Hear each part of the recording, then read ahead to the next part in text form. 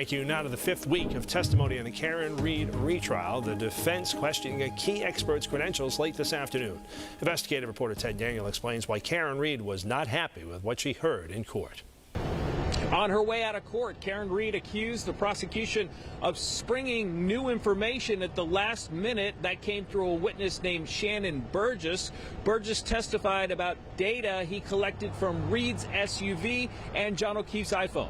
Anything on his credentials at all? Yeah, it's called fraudulent. Defense attorney Robert Alessi challenged Shannon Burgess's findings and his resume. So this is a third example of a document that incorrectly states that you have a Bachelor of Science when you do not. It has errors or outdated information, correct? Burgess says data from Reed's Lexus shows it made a 3-point turn and traveled in reverse in the midnight hour of January 29th, 2022. Burgess says the timing didn't initially match up to movements recorded by John O'Keefe's phone until he synced the clocks and put it in a new report. Attorney Brennan represented to this court and to us just last week that he was surprised to get a report on May 8th. That was only shared with us on May 11th. And now we find out from this witness that Attorney Brennan knew this report was coming the whole time. That's the definition of an ambush.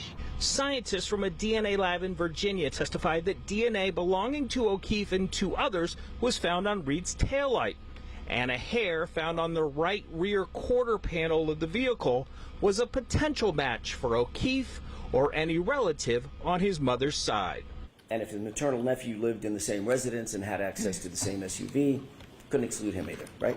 You can't tell this jury how the hair got to where it was found, correct? Sustained.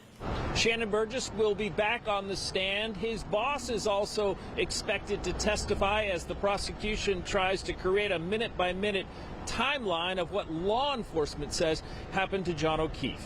Reporting in Dedham, I'm Ted Daniel for your local station, Boston 25 News.